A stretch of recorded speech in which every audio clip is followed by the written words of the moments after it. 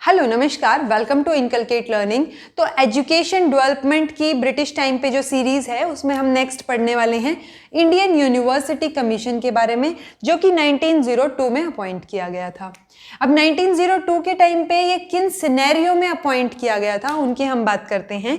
Education जो है वो प्राइवेट मैनेजमेंट के अंडर बहुत ज़्यादा डिटीरियोरेट हो चुकी थी, ऐसा उस टाइम पे ऑफिशियल्स का कहना था।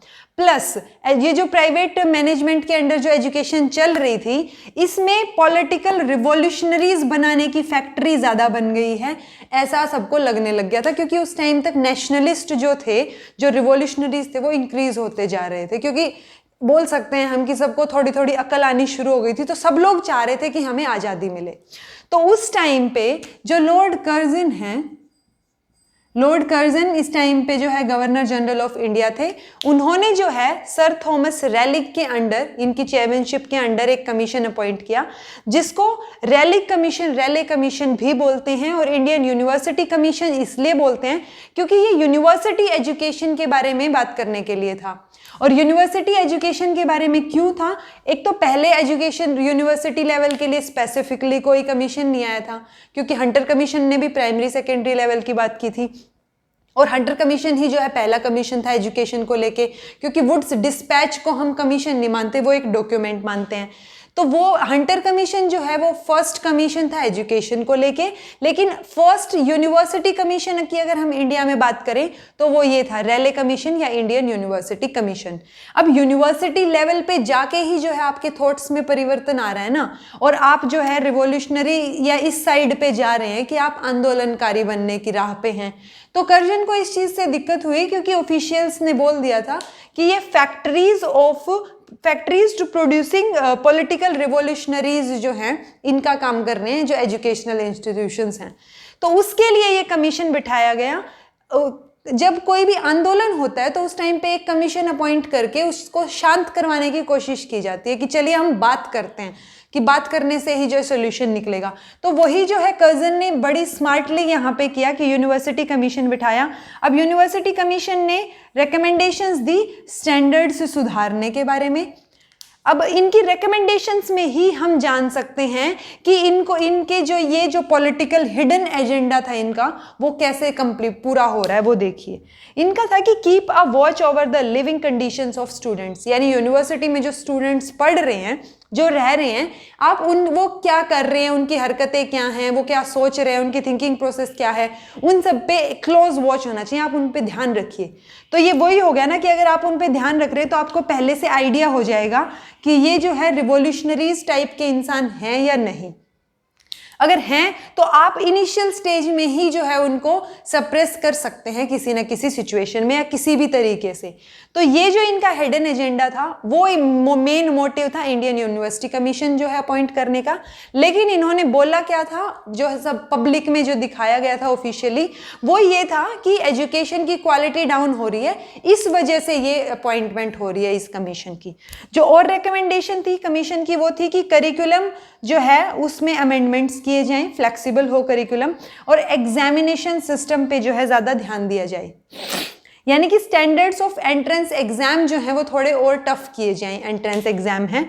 और प्लस जो यूनिफॉर्मिटी होनी चाहिए ऑल ओवर द इंडिया, की एजुकेशन की जो क्वालिटी है वो सारे कहीं बराबर होनी चाहिए। ये ना हो कि अच्छा इस कॉलेज में बहुत ज़्यादा अच्छी पढ़ाई हो रही है लेकिन दूसरे कॉलेज में जो है टीचर्स वैसे नहीं हैं।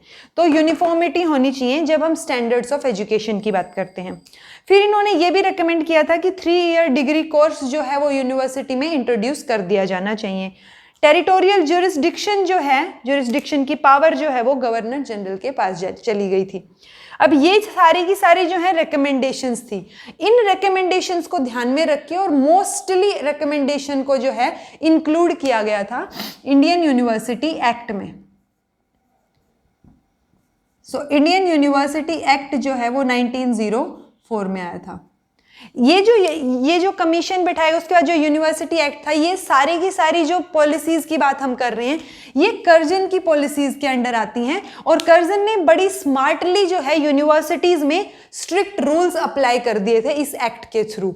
जो यानी कि यूनिवर्सिटीज में जो ये रिवोल्यूशनरी प्रोड्यूस करने वाली फैक्ट्रीज की बात हुई थी, इसके ऊपर जो है कर्जन ने बहुत स्ट्रिक्टली काम किया।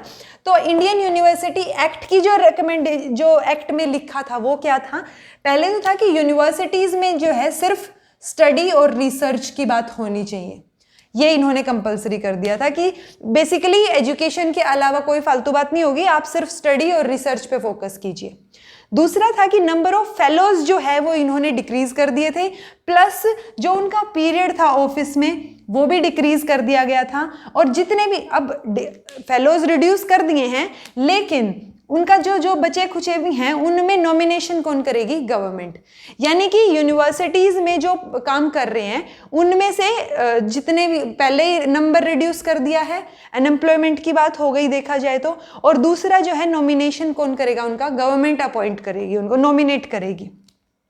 तीसरी बात की गई थी कि गवर्नमेंट के पास जो है विटो पावर आ गई थी यूनिवर्सिटीज को लेके, यानी यूनिवर्सिटी के रेगुलेशन को लेके या उसमें कुछ चेंजेस करने हैं तो वो सडनली कोई भी एक्ट यहाँ पे ला सकते हैं। तो विटो पावर जो है वो गवर्नमेंट को दे दी गई थी इंडियन यूनिवर्सिटी एक्ट के अंडर। जो प्राइवेट कॉलेजेस हैं, क्योंकि गवर्नमेंट कॉलेजेस इतने सारे तो नहीं खुल सकते ना, तो जो प्राइवेट कॉलेजेस हैं उनको यूनिवर्सिटी के अंडर एफिलिएशन के लिए जो वो था स्टैंडर्ड्स थे वो और ज़्यादा स्ट्रिक्ट कर दिए गए थे कि आप जो है इनका मेन हिडन एजेंडा जो था उसको फुलफिल करने के लिए हर चीज़ को, यूनिवर्सिटी एजुकेशन को बहुत स्ट्रिक्ट बनाया जा रहा था कर्जन के द्वारा। तीसरा लास्ट जो है इन्होंने बोला था कि 5 लाख रुपए पर ईयर नेक्स्ट 5 ईयर तक जो है इन चीज़ों पे खर्च किए जाएंगे यूनिवर्सिटी एजुकेशन के ऊपर। तो ये सारी की सारी हमने डिस्कस किया इंडियन यूनिवर्सिटी कमीशन, उसका सिनेरियो डिस्कस किया कि वो क्यों अपॉइंट किया गया था। कर्जन जो है उसने फिर जो इंडियन यूनिवर्सिटी एक्ट इसी बेसिस पे निकाला, हमने उसके जो सेक्शंस थे या उसमें जो लिखा गया था उसके बारे में बात की। अगर आपको ये वीडियो इन्फॉर्मेटिव लगा हो तो लाइक कीजिए, शेयर कीजिए और सब्सक्राइब कीजिए इनकलकेट लर्निंग को। Thank you so much for watching.